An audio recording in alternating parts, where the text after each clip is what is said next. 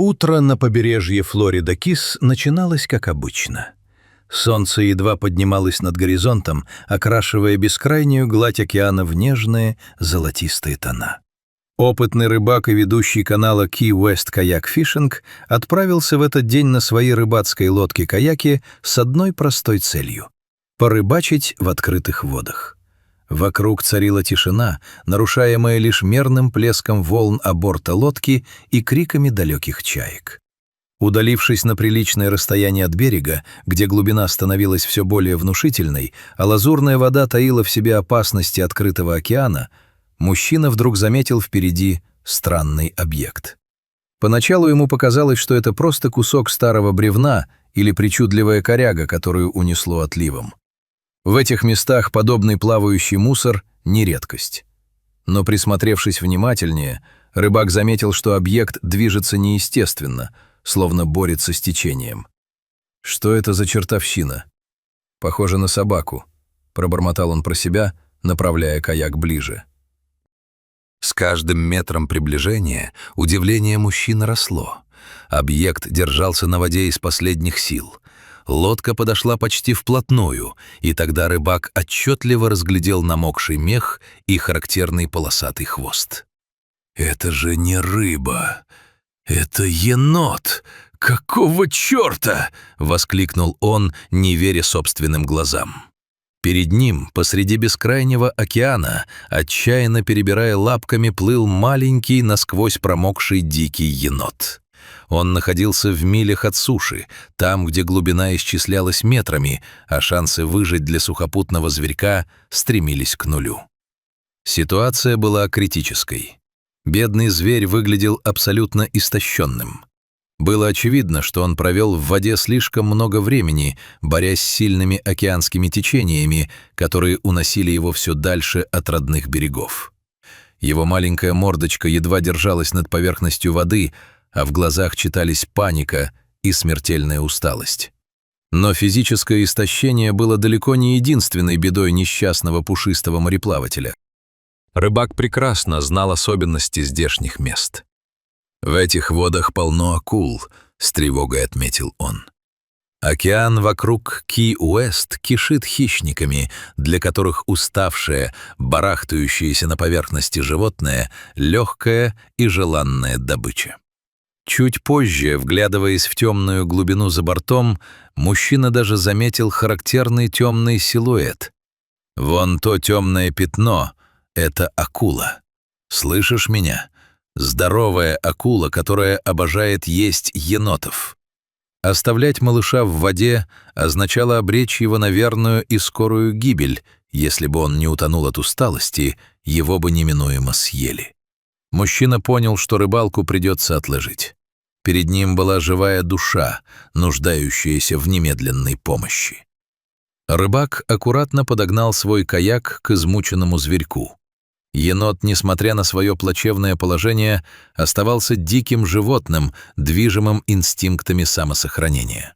Когда перед ним выросла пластиковая стена лодки, он испугался еще сильнее. «Расслабься, приятель, что с тобой? Тихо, только без укусов, мы не кусаемся», — ласково и спокойно заговорил спаситель, протягивая руку. Зверек попытался огрызнуться и защититься, но сил у него практически не оставалось. Мужчина действовал осторожно, но уверенно. «Я просто помогаю тебе, бро. Хочешь на остров? Я помогу добраться до острова. Только не кусаться. Это единственное правило, ладно?» Преодолевая взаимный страх, рыбак подхватил мокрого скользкого малыша и затащил его на борт своего каяка. Оказавшись на твердой, хоть и покачивающейся поверхности, маленький енот сначала растерялся. Он тяжело дышал, с него ручьями стекала соленая океанская вода. Пару секунд он оглядывался по сторонам, словно не веря, что кошмар закончился. Спаситель в шутку посоветовал ему: «Тебе нужно надеть спасательный жилет», радуясь, что первый, самый опасный этап позади. В поисках безопасного и сухого укрытия на маленьком каяке зверек приметил открытый ящик для рыболовных снастей — такл-бокс. Недолго думая, он залез внутрь, свернулся калачиком прямо среди блесен, грузил и лесок, пытаясь согреться и спрятаться от палящего солнца и пережитого стресса. Изначально план рыбака был прост — отвезти бедолагу на самый ближайший клочок суши, но, взглянув на этот островок, мужчина засомневался. Это была крошечная необитаемая полоска земли посреди воды. Этот остров совсем небольшой, вокруг почти нет нормальной земли. Что я буду с тобой делать? Он слишком крошечный. Пока человек размышлял над маршрутом и пытался аккуратно поправить вещи в лодке, произошло то, чего он никак не ожидал. Енот, едва оказавшись в тепле и безопасности такл-бокса, мгновенно погрузился в глубокий сон. Пережитый стресс и колоссальная физическая нагрузка так подкосили зверька, что он просто отключился. «Похоже, наш Хоми уже заснул. Отдыхай теперь. А мне-то что делать? Я вообще-то рыбачить собирался», — смеясь комментировал рыбак. Он принял решение изменить план.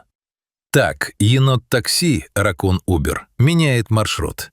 Я отвезу тебя на вон тот большой остров. Он тянется на несколько миль, там тебе будет гораздо лучше». Когда каяк прибыл к побережью большого острова, рыбак попытался разбудить своего необычного пассажира. «Просыпайся, Соня, пора в школу. Мы прибыли в пункт назначения, сэр». Но не тут-то было. Зверек спал настолько крепко, что на всю округу раздавался отчетливый, размеренный богатырский храп. Он буквально спал без задних ног, свернувшись в клубок среди рыболовных снастей. Рыбак пытался легонько подталкивать его, звать, шевелить ящик. Енот лишь лениво реагировал во сне, но открывать глаза и покидать свое уютное убежище наотрез отказывался. Поняв, что высадить пассажира прямо сейчас не получится, добросердечный рыбак решил продолжить свой день, не нарушая сон уставшего животного. «Ладно, я буду ловить рыбу, а ты спи». Мужчина столкнулся с неожиданными трудностями. Из-за того, что пушистый пришелец занял такл-бокс, рыбак не мог достать нужные снасти и менять приманки. Ему пришлось приспосабливаться к тем условиям, что были. Тем временем он решил позаботиться о будущем своего гостя. Заметив косяк рыб, он закинул удочку и поймал отличную жирную кефаль.